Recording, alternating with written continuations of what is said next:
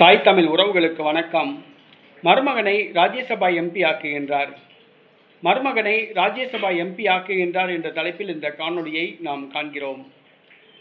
திமுக தலைவர் மு.க. ஸ்டாலின் 2026 தமிழக சட்டசபை தேர்தலுக்கு பிறகு திமுகவில் அதிரடி மாற்றங்கள் செய்துள்ளார். கிளை செயலாளர் 45 வயதுக்கு மேல் இருக்கக்கூடாது. ஒன்றிய செயலாளர் 2 முறை பதவி வகிக்கக்கூடாது. மாவட்ட செயலாளர் 3 முறை பதவி வகிக்கக்கூடாது. மேலும் மாவட்ட செயலாளர்கள் 70 வயதுக்கு மேல் இருக்கக்கூடாது என்ற விதிமுறைகளை வகுத்துள்ளார். அதிரடி மாற்றங்களை செய்துள்ளார். 2 தொகுதிக்கு ஒரு மாவட்ட செயலாளர் என நியமித்துள்ளார். இந்த சூழ்நிலையில் கட்சியின் மறுசீரமைப்பு சம்பந்தப்பட்ட அனைத்து பணிகளையும் தனது மருமகன் சபரீசனிடம் ஒப்படைத்துள்ளார்.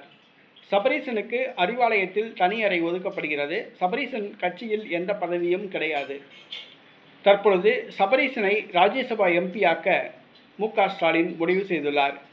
அடுத்து காலியாக உள்ள ராஜ்யசபா தேர்தலின் பொழுது திமுகவுக்கு ஒரு எம்பி பதவி கிடைக்கும்.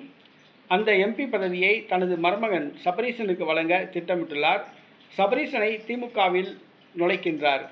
திமுகவில் முக்கிய பொறுப்புகளை ஒப்படைக்க திட்டமிட்டுள்ளார். தற்பொழுது உதயநிதி ஸ்டாலின், கனிமொழி 2 பேரும் எதிரெதிர் துருவங்களாக உள்ளனர். 2 கோஷ்டிகள் உள்ளன. தற்பொழுது சபரீசனும் களத்தில் இறங்குகிறார். இது உதயநிதிக்கு சுத்தமாக பிடிக்கவில்லை, கனிமொழிக்கும் பிடிக்கவில்லை.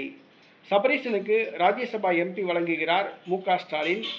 சபரீசன் கட்டுப்பாட்டில் பல எம்எல்ஏக்கள் உள்ளார்கள் என்பது குறிப்பிடத்தக்கது. திமுகவை தனது கட்டுக்குள் கொண்டு வர உதயநிதி ஸ்டாலின் முயற்சி செய்கிறார். தற்பொழுது சபரீசனும் களமிறக்கப்பட்டுள்ளார்.